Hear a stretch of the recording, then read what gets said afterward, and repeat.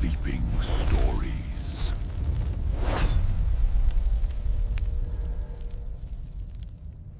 What if I told you that the greatest superhero of all time is actually the most broken man who ever lived?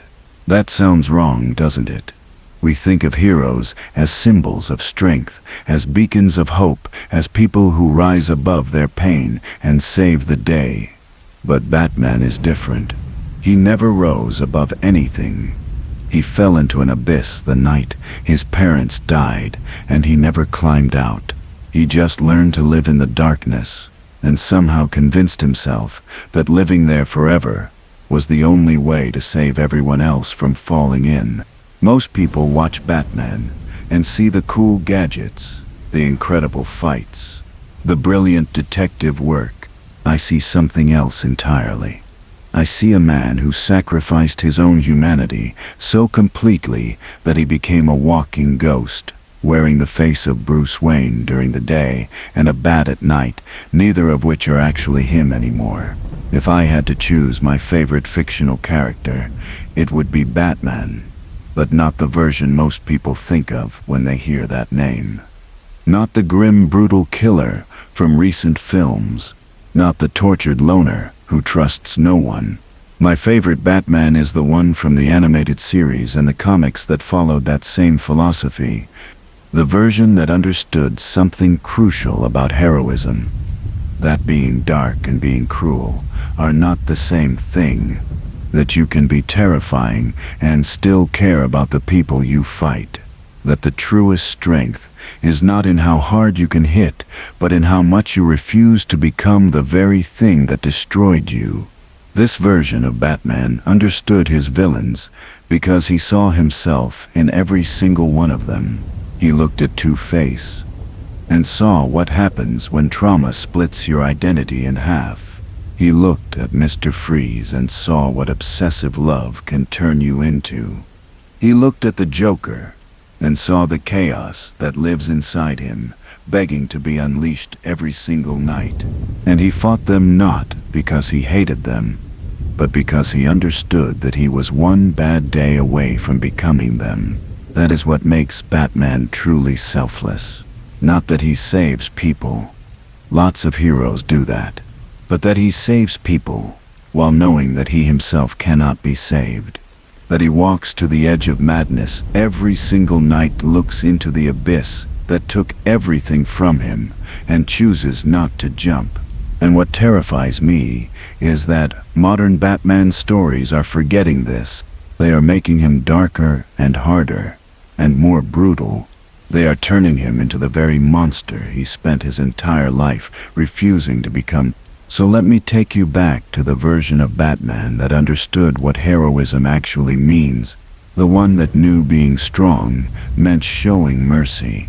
The one that proved you could live in darkness without letting it consume your soul.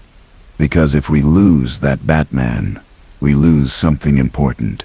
We lose the idea that trauma does not have to define us, that pain does not have to make us cruel, that even in our darkest moments, we still have a choice.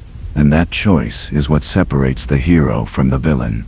There was a moment that perfectly captured everything wrong with modern Batman interpretations. Zack Snyder was discussing his version of the character, and he said something that made my blood run cold. He talked about how Batman wakes up and there are painkillers on his bedside table, and he just pops them and drinks some wine. And Snyder said that to him, that is Batman. That image of a man so broken that he numbs himself with pills and alcohol just to get through the day. Now I understand what he was trying to do. He wanted to show that being Batman takes a toll, that fighting crime every night would destroy your body and your mind, that Bruce Wayne would need something to cope with the pain. But here's what that interpretation misses completely. If Batman is popping pills to deal with his trauma, then what is Batman? Is he just a hobby? Is dressing up as a bat and fighting crime just something Bruce does to feel better about himself? Because that is not Batman. That has never been Batman. Batman is not a coping mechanism. Batman is the result of someone who refused to cope at all. The entire point of the character is that he took his trauma, and instead of processing it, or healing from it, or finding healthy ways to deal with it, he turned it into his entire identity. He did not become Batman to feel better. He became Batman because feeling better was no longer an option. The modern trend in superhero movies is to make everything darker, grittier, more realistic, and I understand the appeal. We want our heroes to feel human, to struggle, to face consequences. But somewhere along the way we confused dark with deep. We started thinking that if a character is broken enough, if they are violent enough, if they are angry enough, then they must be complex. And Batman has suffered more than any other hero from this misunderstanding, because Batman was always dark. He was always broken, but the darkness was never the point. The point was what he chose to do with that darkness, whether he would let it consume him, or whether he would use it to make sure no one else ever had to feel what he felt. Modern Batman kills. Modern Batman brands criminals. Modern Batman drinks and takes pills and pushes everyone away. And we are supposed to believe this makes him more realistic. But it actually makes him less interesting. Because if Batman is just another broken man, numbing his pain and lashing out at the world, then he is no different from the villains he fights. The Batman I love. The Batman from the animated series understood something that modern interpretations have forgotten. That the battle is not against the criminals on the street. The battle is against himself, against the urge to give in, against the temptation to become the very thing that destroyed his life. That is the real story of Batman.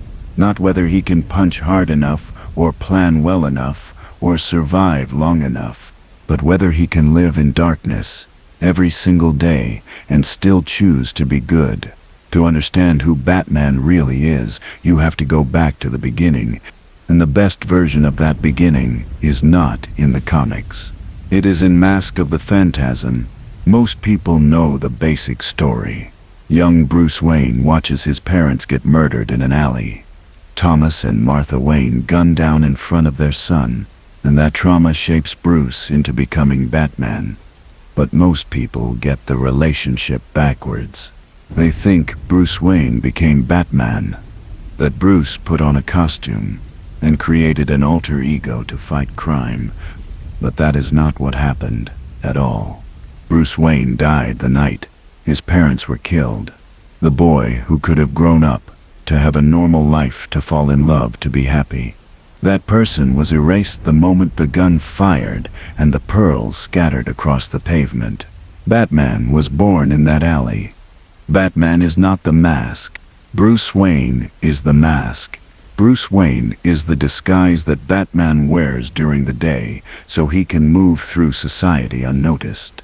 So he can maintain access to the Wayne fortune.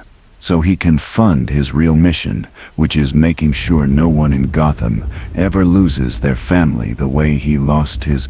There is a scene in Mask of the Phantasm that shows this better than anything else in Batman media. Bruce is at his parents' grave, and he is talking to them, and he is asking them to forgive him, not for failing to avenge them, but for wanting to stop, for wanting to be happy. Bruce has met a woman named Andrea, and he has fallen in love. And for the first time since his parents died, he can imagine a future that does not involve dressing up as a bat and fighting criminals every night. He tells his parents that it does not hurt so bad anymore, that he has found someone who makes him want to live again. And he is destroyed by this realization. He feels like he is betraying them, like he is abandoning his promise. A promise that his parents never asked him to make. This scene reveals everything about who Batman is.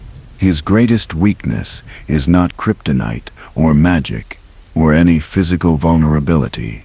His greatest weakness is happiness. Because if Bruce Wayne is happy, then Batman cannot exist. Batman only exists because Bruce Wayne has nothing left to live for. Batman is what happens when someone decides that their own life, their own future, their own chance at peace is worth sacrificing, if it means saving others. But the tragedy does not end there. Because of course, Bruce does not get his happy ending. Andrea leaves. She becomes a villain herself, consumed by her own quest for revenge. And Bruce is left alone with nothing but the mission. There is a moment near the end of the film where Bruce picks up the Batman suit for the first time. And the way it is framed is crucial. He is already in shadow. The room is dark. His face is emotionless. He is not becoming Batman in this moment.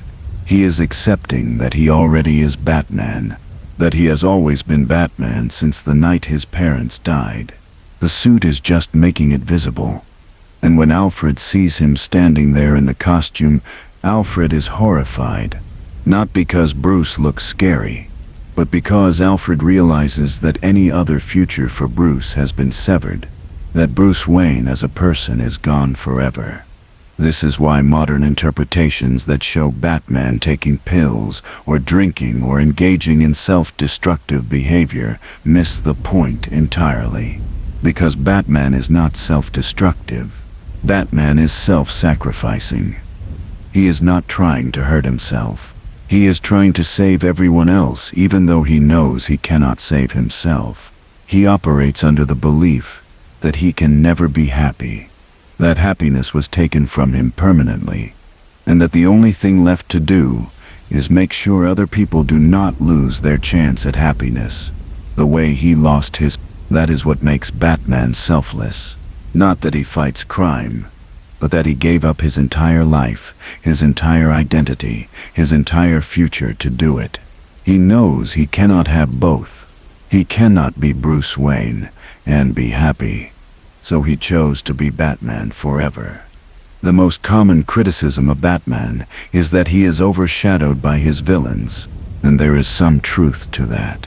The Joker, Two-Face, Poison Ivy, Harley Quinn, Scarecrow. These are some of the most iconic villains in all of fiction. They have become cultural symbols that transcend comic books. But here is what makes them different from almost every other superhero villain. They are not trying to take over the world. They are not trying to destroy humanity. They are not even really trying to kill Batman most of the time. They are tragic. Every single member of the Rogues Gallery started as someone who wanted something good. Mr. Freeze just wanted to save his dying wife. Poison Ivy just wanted to protect plants from human destruction. Harvey Dent wanted to clean up Gotham and bring justice to the city. Even the Penguin just wanted to be accepted by the wealthy elite who mocked him for his appearance. They all had understandable human motivations, but they were consumed by their obsessions. They let their pain turn into something dark. They became monsters, not because they were evil, but because they could not let go. And that is why they are perfect foils for Batman. Because Batman is exactly the same. He has the same obsession, the same inability to let go, the same willingness to sacrifice everything for his mission. The only difference is that Batman never crossed the line. He never let his pain turn him into something cruel. Every villain in Gotham is a reflection of what Batman could become if he made one wrong choice. Two-Face Seer shows what happens when trauma splits your identity so completely that you cannot reconcile the two halves. Harvey Dent was a good man who wanted justice. But when half his face was burned away, he decided that the world was chaos, and that justice had to be decided by chance. He is Batman. If Bruce let his trauma fracture him completely. Poison Ivy shows what happens when you care about your cause so much that you stop seeing other people as human. She loves plants more than people, and she will kill anyone who harms nature. She is Batman. If he let his mission become more important than the people he is trying to save. Clayface shows what happens when you abandon your identity entirely. Basil Carlo was an actor who became so obsessed with his roles that he lost himself. He is Batman, if Bruce forgot that there was ever a person underneath the mask. And then there is the Joker. The Joker is chaos. He has no origin that we can pin down, no clear motivation, no goal beyond creating mayhem. He is the perfect opposite of Batman. That herd. Batman is order, control, discipline. The Joker is randomness, madness, freedom. Batman dresses as a terrifying creature, but uses that fear to protect people. The Joker dresses as a friendly clown, but uses that approachability to hurt people. They are two sides of the same coin.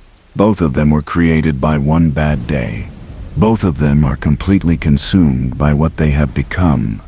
The difference is that Batman chose to create order from his chaos, while the Joker chose to inflict his chaos on everyone else.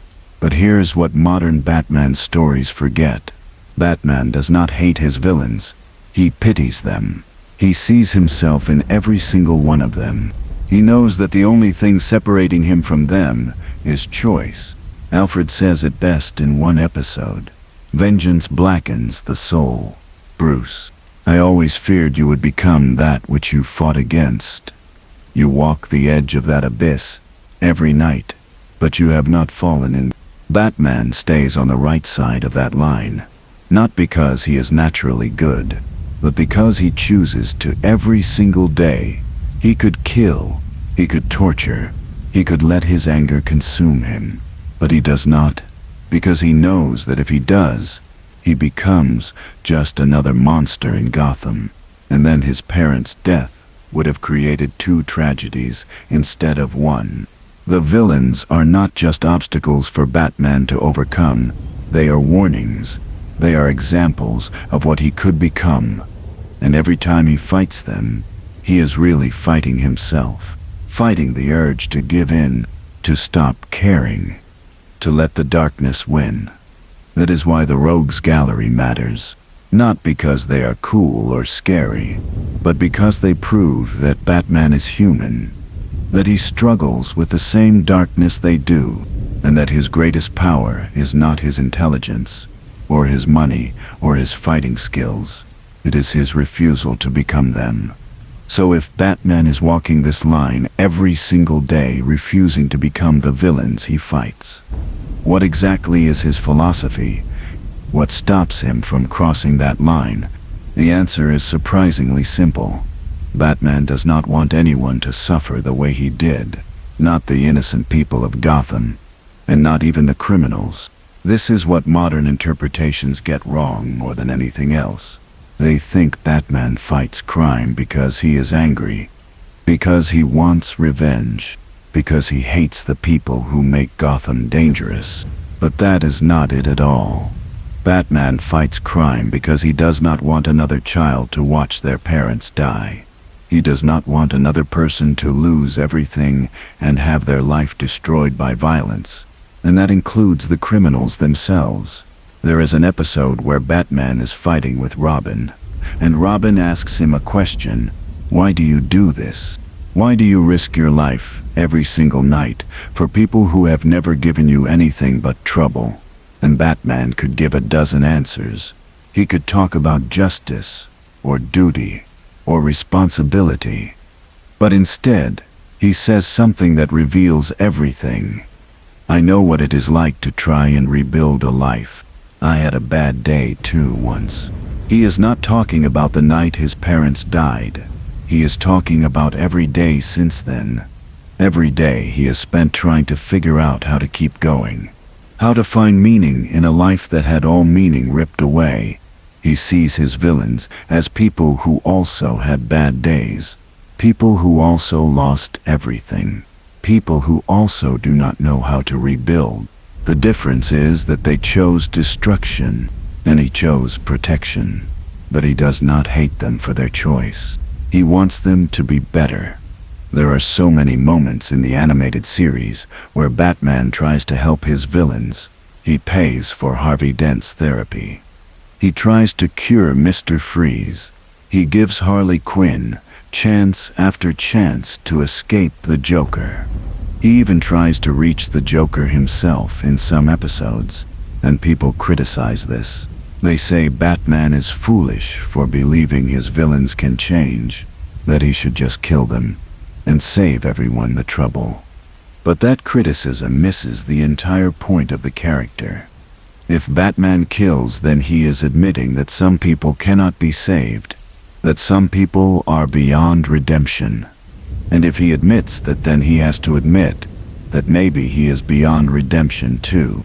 Because remember, Batman does not see himself as a hero. He sees himself as someone who is broken. Someone who is one bad choice away from becoming a villain himself. So when he refuses to kill his enemies, he is not being naive. He is proving to himself that people can live with darkness and still choose to be good. That trauma does not have to define you, that you always have a choice. This is why the killing versions of Batman do not work. Not because killing is always wrong in fiction, but because if Batman kills, then his entire philosophy collapses. If he decides that some people deserve to die, then where does he draw the line? Does the Joker deserve to die? Probably. Does Two-Face? Maybe. Does a desperate man who robbed a store to feed his family? What about a teenager who made a mistake? What about Bruce Wayne himself, who has spent decades terrifying people and breaking bones? The moment Batman decides he has the right to be judge, jury, and executioner is the moment he becomes exactly what he is fighting against. Someone who uses fear and violence to control others. Someone who decides that his pain justifies hurting people. Someone who has let the darkness win. So Batman has one rule: no killing. Not because he thinks all life is sacred, but because he knows that if he crosses that line, he will never be able to come back. And there is something beautiful about that. About a man who is so broken that he has to create artificial rules just to keep himself human. Who has to draw a line in the sand and refuse to cross it, because he knows that without that line he would become a monster. Batman saves people not because he believes in the goodness of humanity, but because he has to believe that people can be saved. Because if they cannot be saved, then what is he doing? What is the point of any of this? His entire existence is built on the hope that people can survive trauma and still be good, that you can live in darkness and not let it consume you, that even the most broken person still has a choice. And every night he puts on that suit, he is proving that philosophy is real, that he can be terrifying and still be good, that he can be consumed by pain and still choose compassion, that he can live in hell and still fight for heaven. Section 6. Semper's episode, Deep Dive. There is one episode of Batman the Animated Series that captures everything I have been talking about better than any other. It is called Baby Doll, and it is one of the most heartbreaking pieces of Batman media ever created. The episode introduces an original villain named Baby Doll. Her real name is Mary Doll, and she suffers from a condition called hypoplasia. It prevents her body from aging. She looks like a small child even though she is an adult woman in her 30s. When she was younger, she starred in a sitcom called Love That Baby.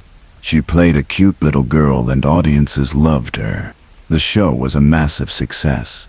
She had a family on screen even if it was fake. She had fans who adored her.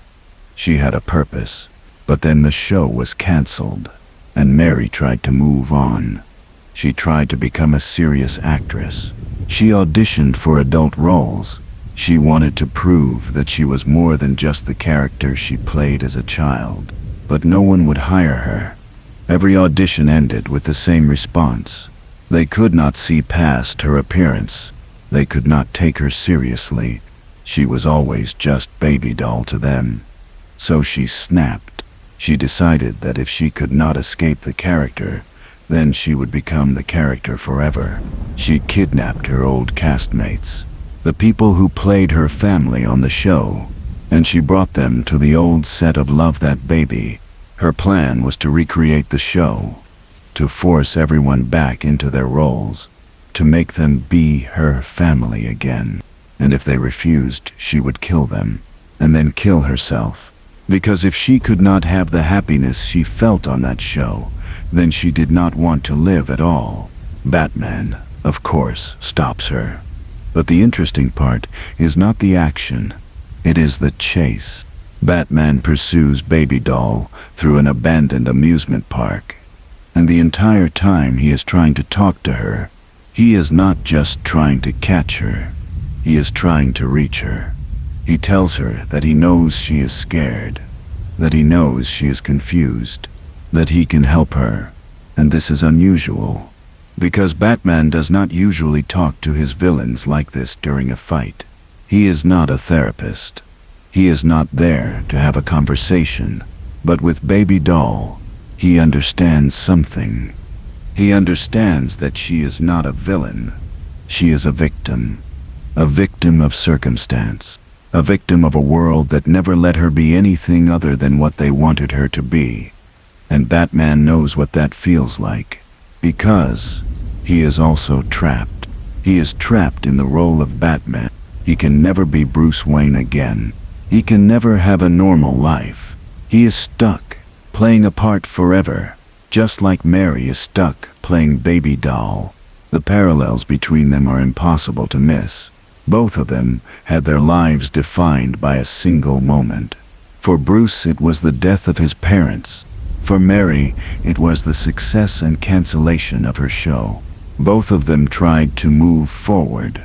Bruce tried to find love with Andrea. Mary tried to become a serious actress.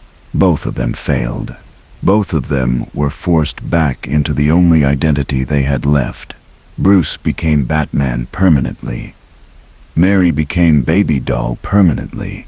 Both of them are wearing masks. Both of them have lost who they really are underneath. The difference is that Bruce chose his path.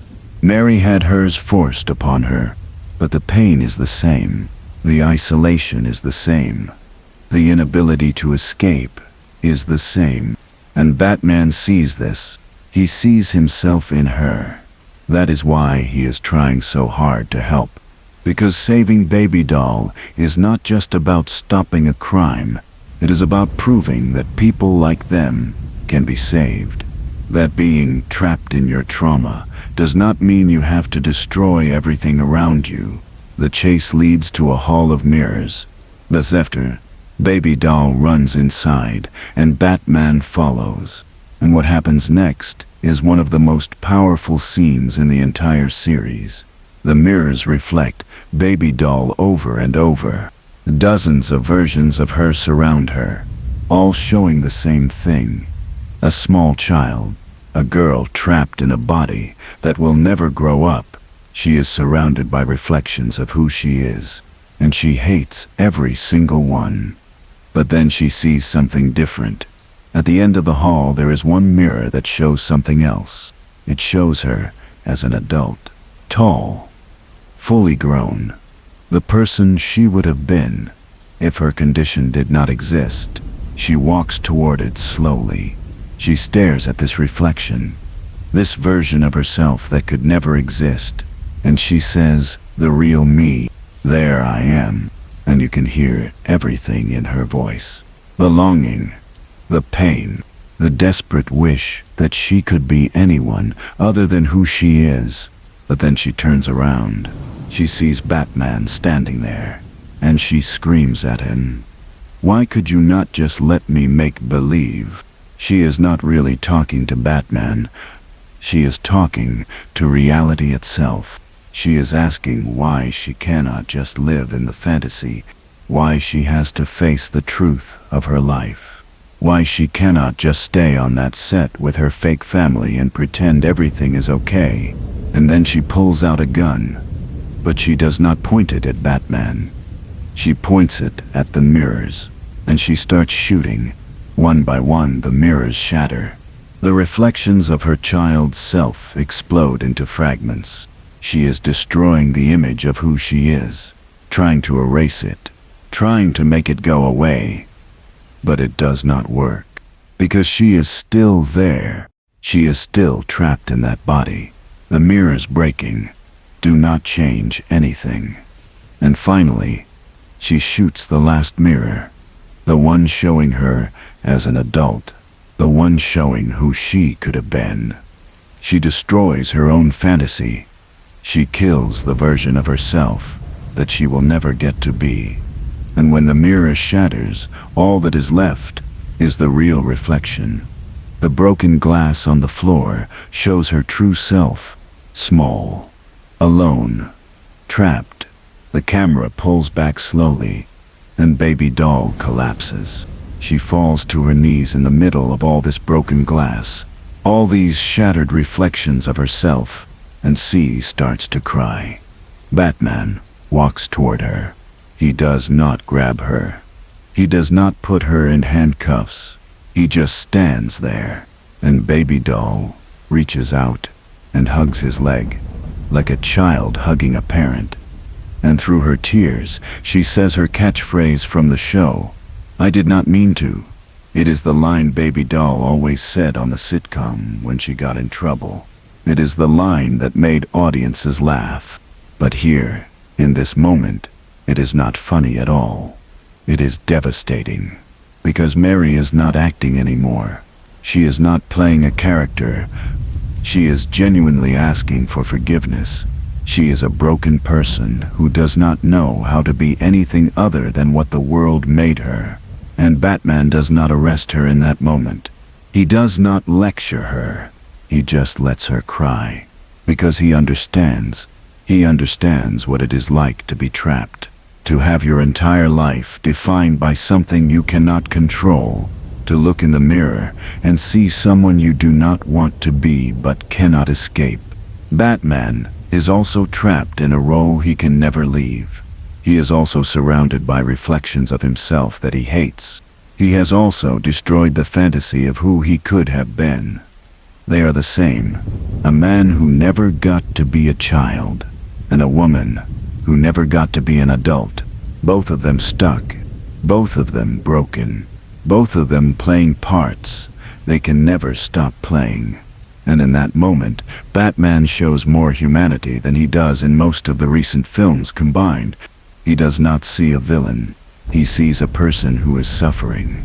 And instead of punishing her, he comforts her. Because that is what Batman really is. Not a warrior. Not a symbol of vengeance. But someone who understands pain so deeply that he cannot help but feel compassion for anyone else experiencing it. Even the people he fights. So what is Batman? Is he a hero? Is he a vigilante? Is he a symbol? I think Batman is something more important than any of those things. Batman is a choice. He is the choice to keep going when you have every reason to give up. The choice to help others when no one helped you. The choice to stay human even when everything inside you wants to become a monster. Bruce Wayne had every excuse to become a villain. His parents were murdered in front of him. He was traumatized as a child.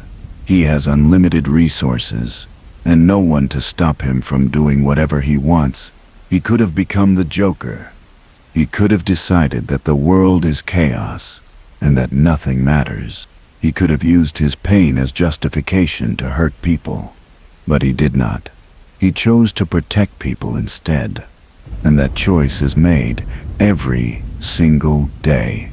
Every time he puts on the suit. Every time he refuses to kill. Every time he offers his villains a chance to change. He is choosing to be good. Not because it is easy. Not because he is naturally heroic. But because he believes that choice matters.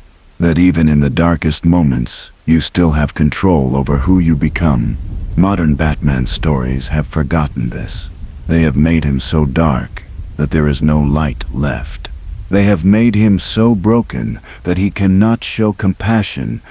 They have made him into the thing he is supposed to be fighting against. And in doing so, They have lost what makes the character meaningful. Because Batman is not interesting. Because he is dark. Lots of characters are dark. The Batman is interesting because he lives in darkness and still chooses to be a light for others, because he has every reason to hate the world and he chooses to save it anyway. Because he is proof that trauma does not have to define you. The animated series understood this. It understood that the most powerful stories are not about Batman punching people. They are about Batman connecting with people, seeing himself in his villains, recognizing their pain because he carries the same pain, and offering them compassion, even when they do not deserve it. Baby Doll is just one example, but there are dozens of episodes like it.